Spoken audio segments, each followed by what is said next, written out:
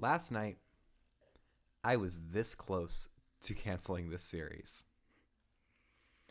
My beloved Maryland Terrapins had been landed on by Virginia. They were down 14 after a blown coverage in press coverage. It happens so often. And to top it all off, my streaming platform was going awfully. It was causing a massive amount of lag. I couldn't load my rosters. It was infuriating. I restarted my computer and lost the stream. But I started another one. And as soon as I did, Maryland stormed back, including 2 blown coverage touchdowns of their own. And we won. The Terps won 35-27 in my favorite episode yet. So we are back. More than that, we are so back. And we are ready to continue this series on into the future and to the end. 124 teams remain. The next team to battle in College Football 25 Season-Long Imperialism Episode 11 is the Bulls of Buffalo. We are going up to New York. Let's take a look at who they might face. They've got a couple of options. Oopsie. Let's see. Up here in West New York, they've got Syracuse up to the northeast, Army to the east. They've got Temple to the southeast, Penn State straight south. That's a legitimate possibility. Pitt to the southwest. And since this is a lake and not an ocean, we will say they have the opportunity of facing Central Michigan. So we could see the Chippewas once again. And Marion Luke's current rushing yardage leader. So let's see where the arrow goes.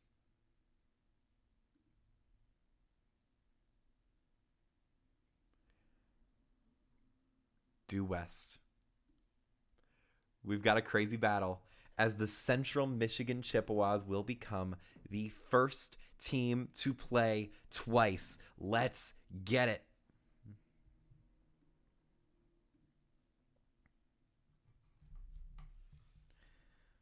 Okay. Let's set this up. There's Central Michigan playing at home once again, and they've got Buffalo coming to town.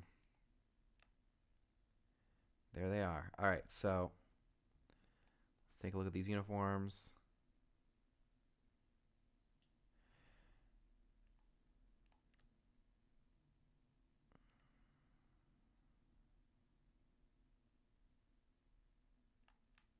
No, they've got the blue helmet. We'll go with that.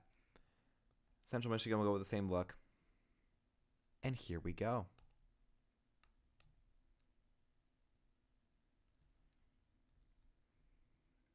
All right, we're going to go 3:30. We're going to be playing in Michigan. Let's play some football. Now, quick reminder of some of the rules. If someone wins and takes a bowl game location, they can change the center point of where the arrow is pointing based on where that bowl stadium is. That's not at stake here. But if a team wins 5 games in Imperialism, they get a free loss. Obviously, Central Michigan has not made it to that point yet. They've only won 1 game in a tightly contested battle against Eastern Michigan. But now, they have a chance to get their second. They are the first team. We're 11 episodes in. They're the first team to play twice. And we'll see if they can survive here. 2 teams from the MAC. Let's get going. This is Fansville, as far as I'm concerned. We got college football. We got Dr. Pepper. We have all we need for Fansville. That's going to be an interesting return up to the 17-yard line. Let's get those rosters up and ready to go. As here comes Joe Labus, getting ready to roll.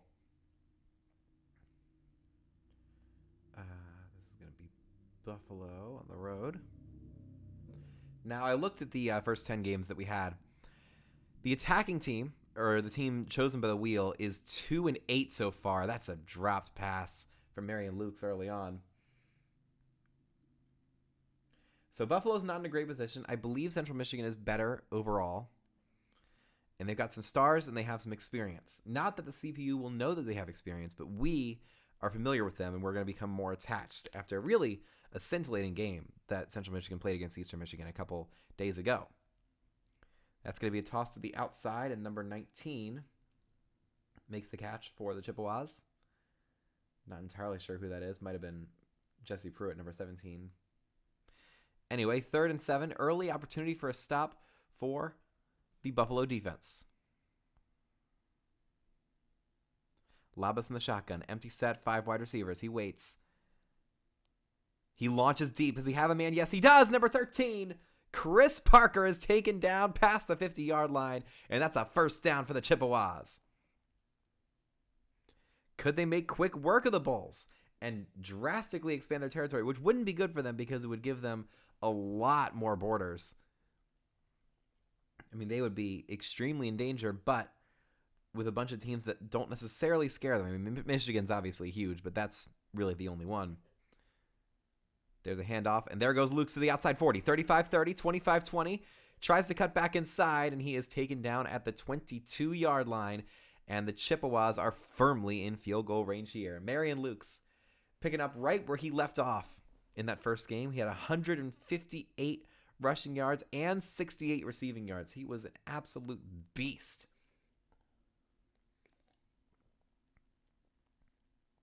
They're going in the pseudo no huddle here. Labas. 4 wide receivers and Marion Lukes.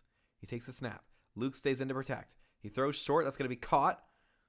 A little juke to the outside, and he pushes forward to make it 2nd and inches. That's Chris Parker's 2nd catch of the game. And nothing stopping Central Michigan so far. I mean, their fans have to be overjoyed.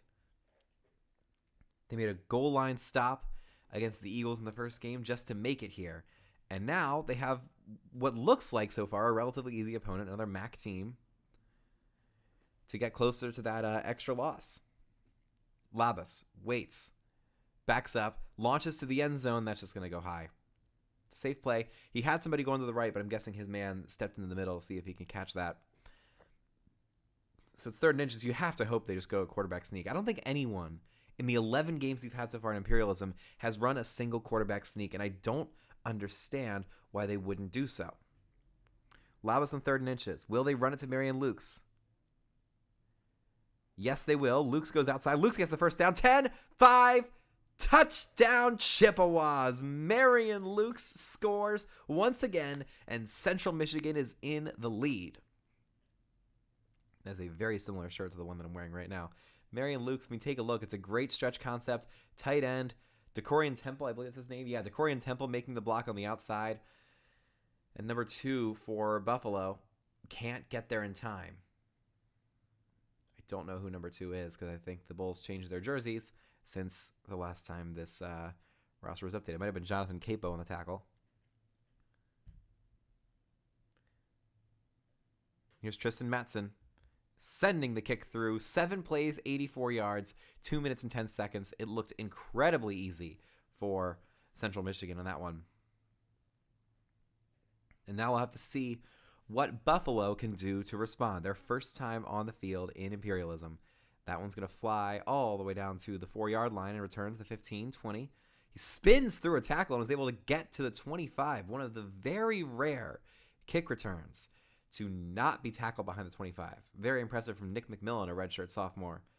And here comes CJ Obana, a senior transfer. Came in, I think last year from Southeast Missouri State to get up to the D1 level. He hands it off to the running back. That's going to be number 23, I think, getting the carry. And I don't know who that is because we don't have a 23 on this roster. It might be Lamar Sperling. Could be a number 32. And we'll have to see on the next replay. So 4:23 to go. 2nd and 2, a great early run to try and get this offense on schedule. Obana in the shotgun, an extra blocker in front of him. They bring in the wide receiver. He drops back and tosses the screen outside. That's going to be a great run. Big hole to the 45, 47. And that is a first down for Jaquez Barksdale, a senior transfer who changed his number to 23. He's from Coffeyville Community College, transferring into Buffalo. Initially from Topeka, Kansas. So he's just been looking for an opportunity to play ball, to stay with the game he loves, despite dwindling opportunities to do so. And he handed off to Crawford, up to Barksdale again, And Barksdale's able to pick up 5. He's playing well so far. Dual threat running back, taking it out of the backfield, plowing through people, and then shifting out, being the 5-tool kind of guy that the offensive coordinator can go to and just create a bunch of different plays and get him the ball, get him in space, and let him cook. Obana hands it off. That's going to be Barksdale again, trying to juke a little bit, but he only picks up 1. It's a good stop for the Chippewas to force 3rd down. 3:18 to go. Also, this series is starting to get a little bit of views, which is great. Just a little bit. We're about 100 combined views between all the episodes so far. But that is progress. I mean, I'm not advertising this thing at all, so the fact that people are watching it is great. Obana drops back, throws short. It's caught by number 3. I believe that's Nick McMillan, the wide receiver, making the catch.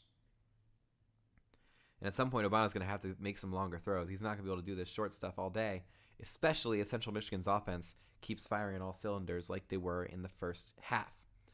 He's going to come out in the shotgun here, twins to the right, 1 receiver to the top of your screen, and a tight end. He sends number 2 in motion, fakes the jet sweep, launches deep, exactly what I said, and that is caught. A spin move, stays on his feet. That's up to the 3-yard line. What an incredible play by Taji Johnson. The grad transfer from Boston College. Who else? The school has already been landed on twice, but has played exactly 0 games. I mean, what a beautiful back shoulder catch, and then bouncing off of the defender, Dante Kent. So it's 1st and goal from the 3. Buffalo not ready to go away just yet. Obana, hands off. Barksdale taken down in the backfield.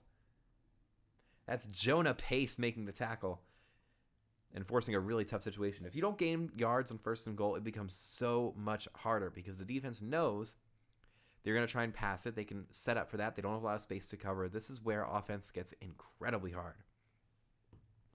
Obana in the shotgun. They're not going to run it even though there were no linebackers up. Obana waits, hit, and sacked. That's number 94. That's Jason Williams making the tackle. And oh no. Obana gets up. They're not calling an injury timeout, so he's okay. Jason Williams, the senior, just powering past Palizzi and making the stop. 3rd and goal from the 9. This is going to have to be a pass play. They're going to stack the box. They might try blitzing here. No extra protection. They hand it off to Barksdale on the draw to the 5. And he's taken down to the 4. Chippewas make the stop. Obana wants to go for it. He's trying to get a good play from his coordinator, but I don't think they're going to do so. I don't think the CPU coordinators have that in them.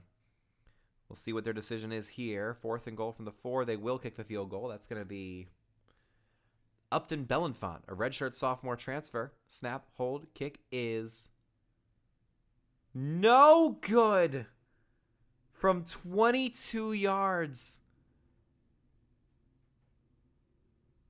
From Murfreesboro, Tennessee, Stewart's Creek High School, transferred from Alabama. And maybe that's why an apocalyptic miss for the Bulls, who have now given Central Michigan a huge opportunity to drive down the field and possibly put this in Super Sim incredibly quickly. Labus drops back, throws to the left, that's caught by Jesse Pruitt, and he picks up 7 more yards. I mean, they just look so much more urgent on offense. They look like they have somewhere to be, like they're in this 2-minute set, like they need these points to survive. And this is not some mindset. They do need these points to survive. Imperialism is all or nothing. Either you give it your all, or your territory gets taken and you're off the map forever. Marion Lukes is going to power forward. Did he get the first down? The refs say he did not. So it'll be 3rd and 1. High pressure play here for the Chippewas in this beautiful stadium up in Central Michigan. They're the northernmost team in that state. As I've mentioned before, they've already won a game, so they have some experience. They have some grit to them, and it's showing right now. That's the end of the first quarter. Chippewas lead by 7, and they're potentially marching to get more points here and put this one out of business. 59 passing yards for the Bulls, 55 for the Chippewas. 38 rushing yards so far for Central Michigan. That's been the difference. Although the Bulls got to the 3 on their first drive but came away with nothing. That is almost unforgivable in a game like Imperialism, where it's only one chance. And that's going to be a first down to the outside, and that's a great broken tackle. Is that Luke's? I believe, no, it's Davis. God, what was his name? Solomon Davis. Yeah, he changed his number to number 19. Oh, no, they have somebody else. It's like Tyson. It's Tyson Davis or something. Oh, I don't know who that is. Anyway, here's a run to Luke's. He's going to pick up 3 yards. Actually, no, I can look that up because I have the stats right here. This is why we do this. Central Michigan. Tyson Davis. That's it. That's the name.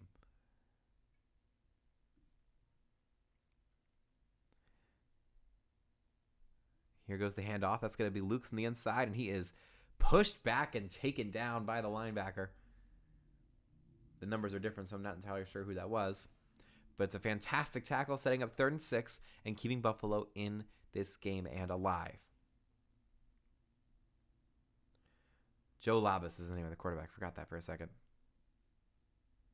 Labus? Might be Labus. Labus drops back, throws short. That's going to be a first down to Marion Lukes. And he is taken down, or no, it's 19. Number 9, Tyson Davis. That's who it is. I mean, it's a tight window. Tyson Davis just had to catch it and get to work immediately. That's one of those plays where you constantly see the receiver drop the ball because they don't see it into their hands and they start running. And he had to do that, but was able to secure the ball. Great play by Tyson Davis. First down here. Labus takes the snap, hands it off. Lukes is taken down again. Another great defensive play by Buffalo, which will bring up 2nd and 9.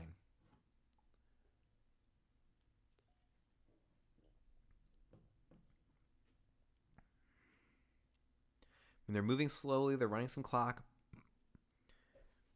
They're making that defense more tired, which means easier runs from Marion Lukes. That's a great play action and a deep ball and a catch. Jesse Pruitt III. Catching the ball in traffic. It is a fantastic play action that immediately turns into protection. I mean, he might have just pulled that and thrown the ball if this was real life. 4.5 to go in the first half. Chippewas at the 29. They're already in field goal range.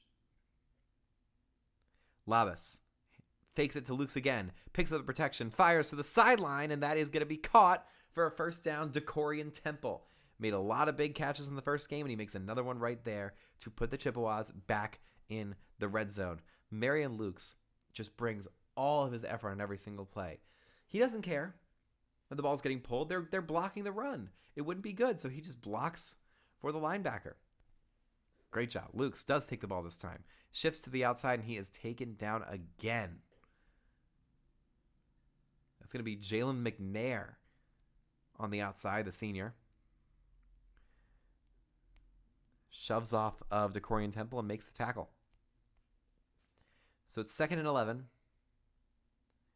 They're 15.5 yards away from pay dirt. Labus with a bunch of wide receivers out there. It's a read option. Lukes keeps it and is taken down 3rd and 14. They are shutting him down, which means Joe Labus is going to have to finish this drive with his arm. Can he step up? That was C.J. Bazile making the tackle. 3rd and 14. Biggest play of the game so far for Central Michigan. Labus drops back. 4-man pressure. It's starting to get to him. He throws to the outside and nobody's there. Big time defensive stop for Buffalo, keeping this game just barely within reach, even though it probably will go to a multiple possession lead for the Chippewas. And here comes the kicker. It's Tristan Matson. This is from 37 yards. Snap, hold, kick is good, and it's 10-0 Central Michigan.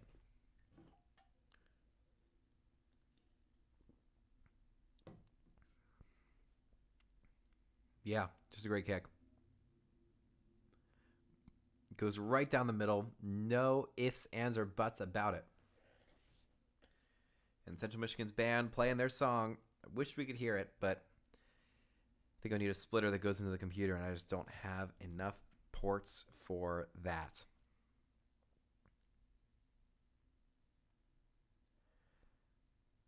There it goes.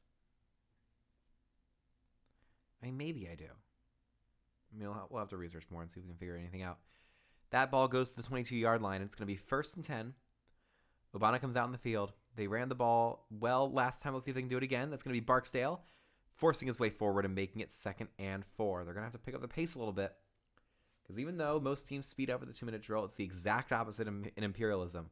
These teams cannot skip the 15-second timer even when they're going no huddle, which is exactly what's happening right now. They sprint back to the line. Obana waiting, looking outside, steps back up, calling another audible, sends a man in motion.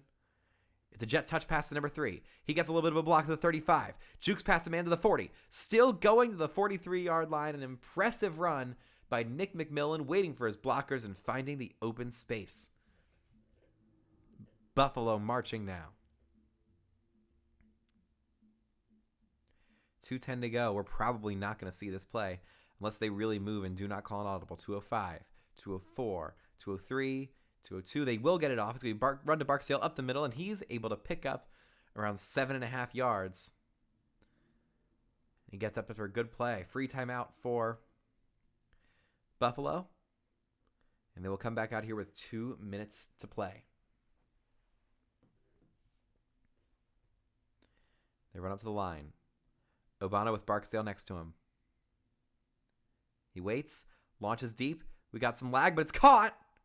Nick McMillan getting all the way to the 16-yard line. Buffalo is in business once again. Can they capitalize this time? Can they make it 10-7 at least? We'll have to see. 1:53 to go. The clock does stop for the first down. He was tackled in bounds, so it starts now. Obana waits, drops back. Maybe you don't want to score too fast. They're going to toss over to the right, and it's caught. And that's number 7. Oh, no, Obana's number 7. And I don't know who made that catch because they don't have a number 1 at receiver. I'll have to get that later just in case Buffalo wins this game. Obana with 5 seconds to the play clock. Has to hurry it up. He waits. Fires a missile to the end zone, but it's knocked away. Look, intended for Nick McMillan, but it was off target. So it's 3rd and 6. Another very difficult situation. They can try and get 6 yards. Honestly, what I would do, Barksdale's been running well. Try a halfback draw, see if you can get it some of the yards. And then you have so much more in your playbook because all you got to do is get 2 yards. You have time and all 3 timeouts, but they will throw. Obana throws, caught, first down. Nick McMillan again. Very happy he seems to be the target guy because that's one of the few receivers that I actually have the name for. Big, big play there for Buffalo as they try and stay alive in this game. Obana sprints up. Empty set on 1st and goal from the 5. They bring 4. Obana throws to the end zone. It's picked off. He threw it into double coverage. They only brought 4 rushers. 2 of them were taken down by a great block. He easily could have run that out of the pocket and tried to get something else. Do not launch the ball into obvious double coverage. Buffalo with 2 long, impressive drives and 0 points to show for it. And honestly, Caleb's fan with the interception. I think I'm just going to take it to Super Sim. I don't think Buffalo has what it takes.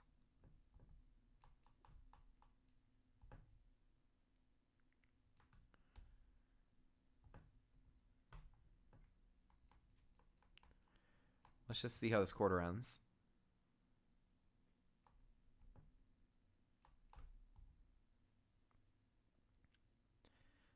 Central Michigan does not score, so we're just going to go one play at a time here, see if anything significant happens. But Buffalo starts with the ball, 4th and inches. They punt. I mean, that's just embarrassing. So here comes Central Michigan. And they punt, so Buffalo gets it back. Buffalo starting to move the ball here. Jaquez Barksdale. And that is a 30-yard rushing touchdown for Jaquez Barksdale. And this game is not over yet. They make the extra point. Let's just see how this first drive goes.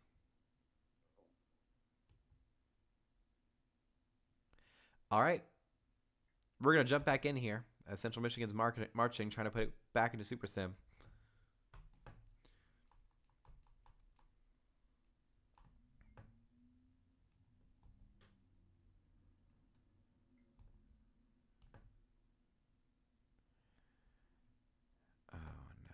call play. Oh boy. Well, I have to control one play. That's my mistake.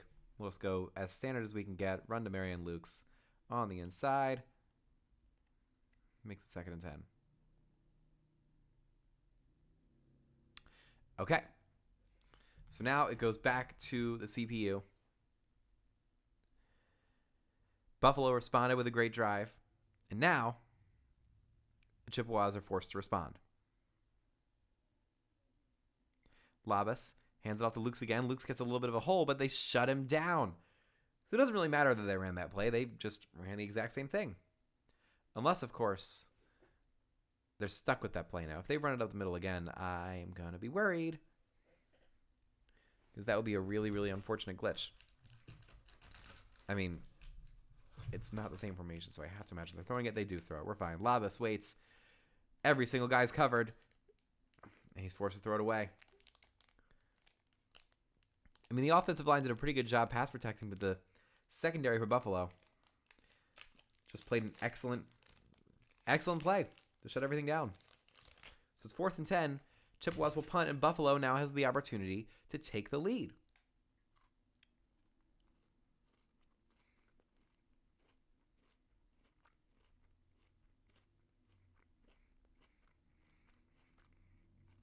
So here's Chris Urbano.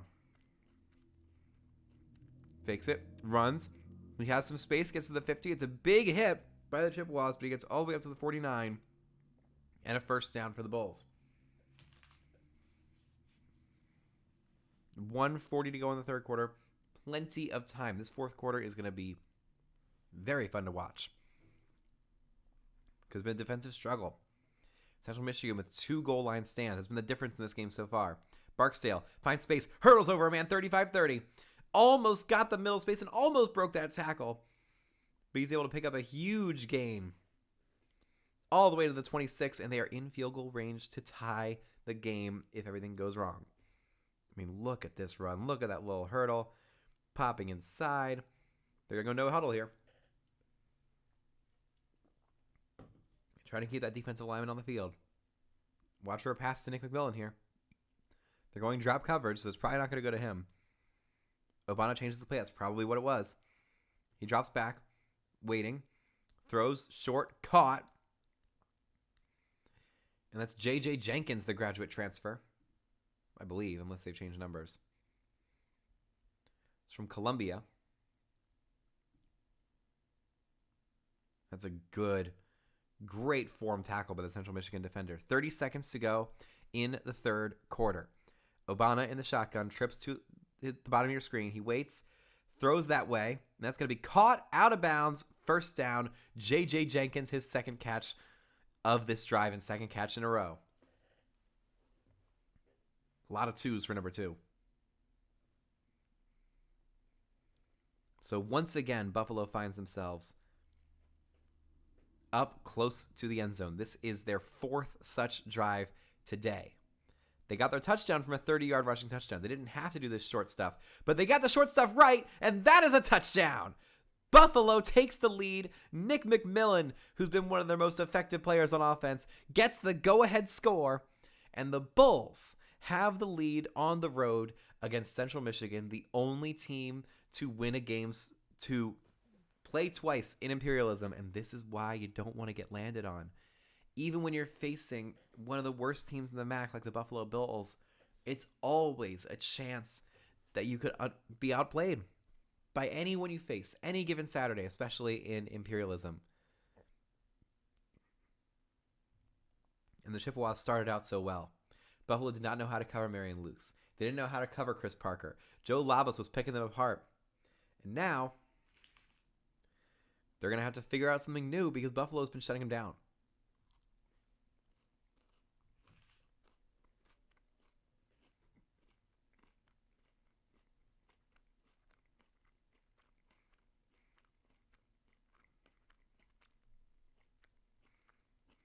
And that's the end of the 3rd quarter.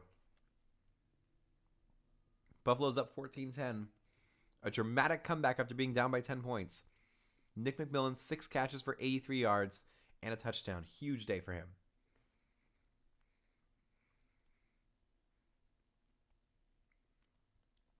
Joe Labas in the shotgun, 4 wide receivers, and Marion Lukes.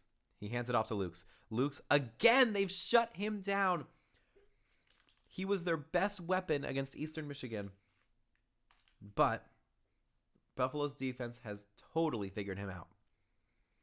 Which means that Joe Labas has to win it with his arm. And he's not that good of a quarterback because he's playing at Central Michigan. So they're in trouble. Labas in the shotgun. He's got Marion Lukes next to him again. Will they try and hand it to him again? Yes, they will. And this time, Lukes is able to fall forward and make it 3rd and 5. But again, Buffalo stacked the box. They had their defensive linemen swing in because they knew he was going for one of those middle routes. I mean, really, you should try and run it outside again because they haven't really been able to slow that down. If they've been able to build that lane, Marion Lukes just sprints through it. He's back there again on 3rd and 5. This time he's going to go out for a pass. Labas, still waiting. Fires to the sideline, and Marion Lukes makes the catch. I mean, he wanted something else. He wanted another route to develop, and Lukes was the only guy. He wasn't looking at him the whole time, which meant that the defender wasn't necessarily prepared for Labas to launch across his body back to Lukes. But Lukes made the catch, survived the hit, and now we keep going. 1st and 10.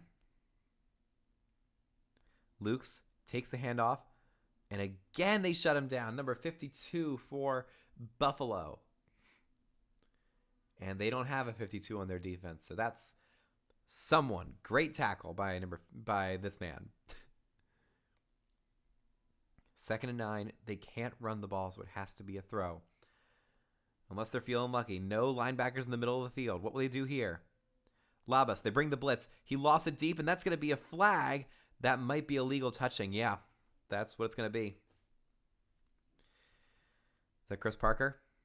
Yes, no, Jesse Pruitt. Jesse Pruitt stepped out of bounds before touching the ball, and that makes it 3rd and 9. High pressure situation for the Chippewas.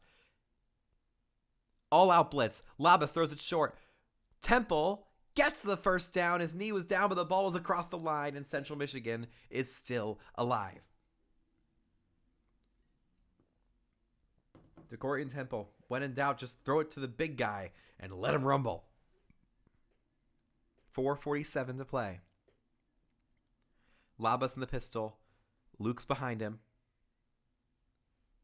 They hand it to Lukes again on 1st down. It's so predictable, but this time it works. It goes outside, just like I said, 40, all the way down to the 36. And now they're on the outskirts of field goal range. They ran it outside like they were in the first half. And what do you know?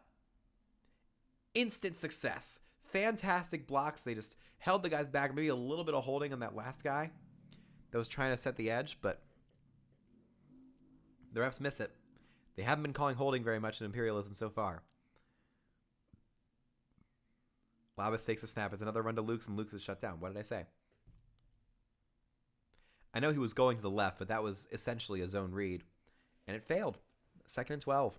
So many negative rushes for Central Michigan. I mean, if Buffalo survives this game, they're going to have a lot of guys with tackles for loss. 2nd and 12. Basically the same formation. Labas, it's a screen to the tight end. Well, not really a screen. It's just an outside pass to gain 4. Maybe it's Gavin Harris? I don't know. 87's not really in this game. But it's 3rd and 8. Absolutely crucial play for Central Michigan's survival. Lukes is not in.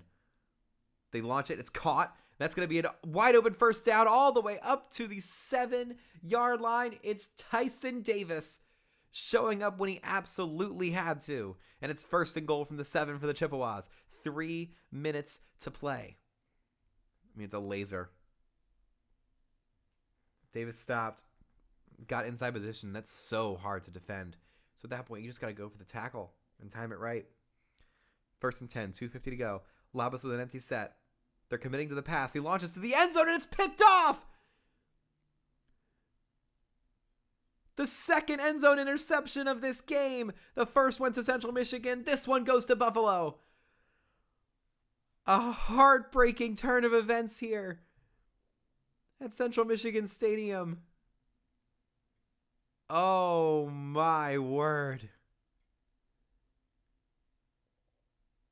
That's Jaden Oliver. Just turning around and jumping the route. It wasn't all that creative. They just stationed a guy in the back corner and they covered it. You had to run outside. Obana picks up the ball. Can Buffalo ice this one? They try the RPO, and that's taken down for no gain. Thought he had a read. Just give it to Barksdale. The man can run. Oh, my God.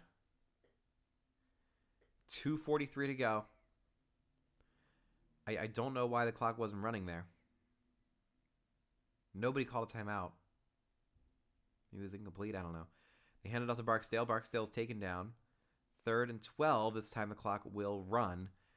And they will not call a timeout. They're going to try and save it.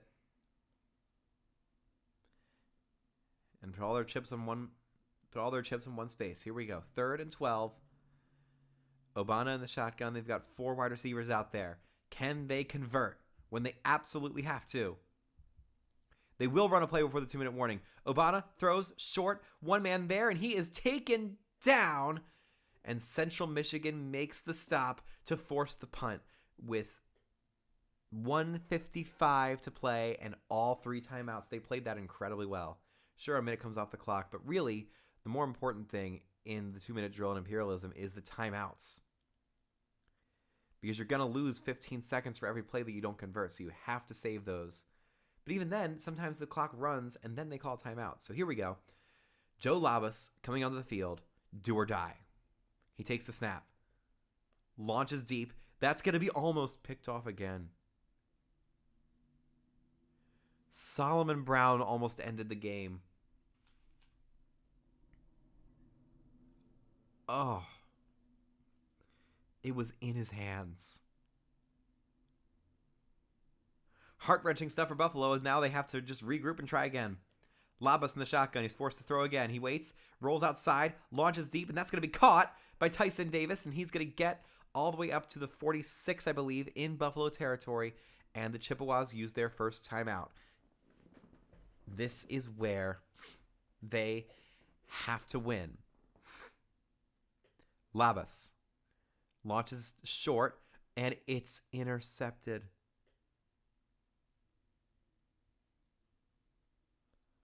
It's picked off again. Jalen McNair. I mean, Labas was playing with fire that whole time.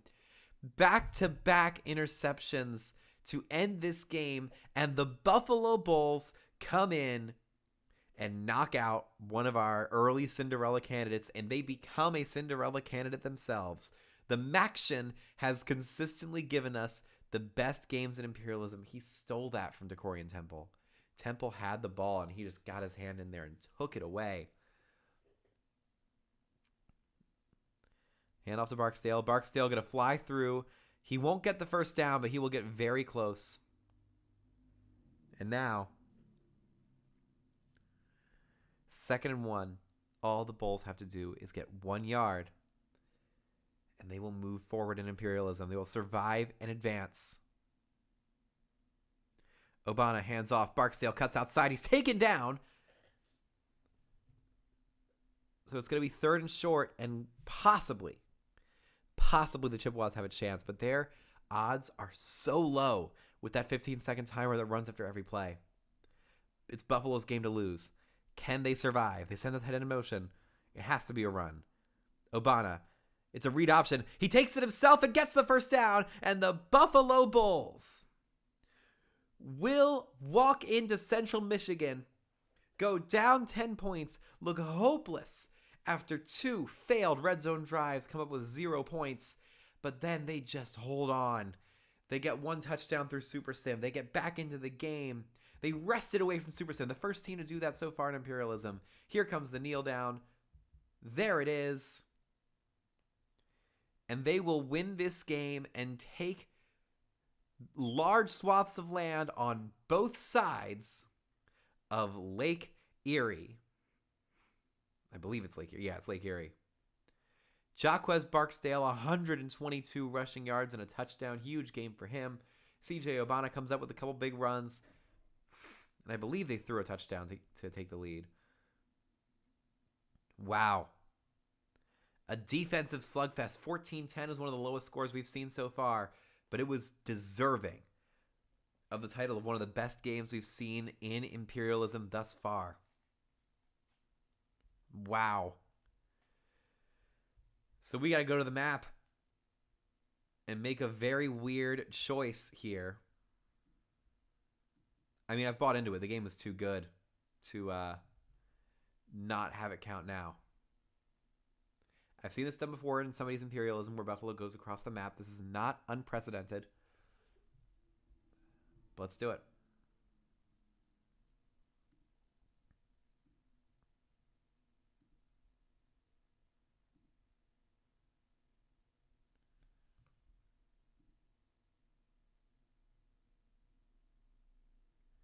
So that one goes there.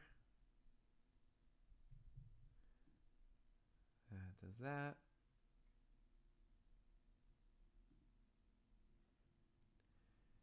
And then the top of Michigan also goes blue. Lots of territory for the Bulls.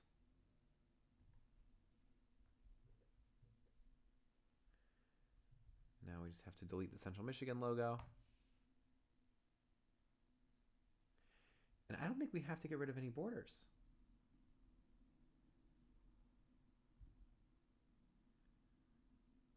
Yeah, no borders to redraw. The only thing we're going to do is we're going to move this logo over here.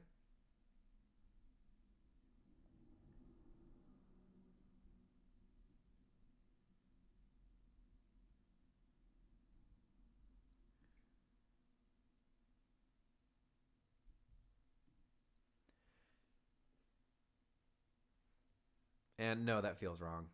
Because of this weird territory situation, because they don't have a bowl game, we're going to keep their logo where it was, although it is in the center of operations. I mean, it's complicated. No, we're going to say they took the territory. They went into Central Michigan and took it. So we're going to keep the logo here, which changes things up.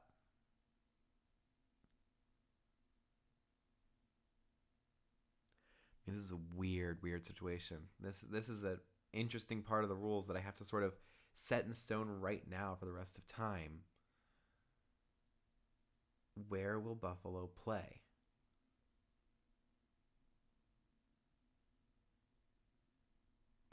I'm going to say they move west. I'm going to say they move west and out of this zone. Penn State can attack Buffalo because that is their territory. But Buffalo moves here to Western Michigan and Michigan State, their main borders. That is the advantage of winning a game in Imperialism. A more advantageous matchup if you get to significantly move your territory like that. So that is going to end this video. Let's get rid of Central Michigan from our wheel. Where are they?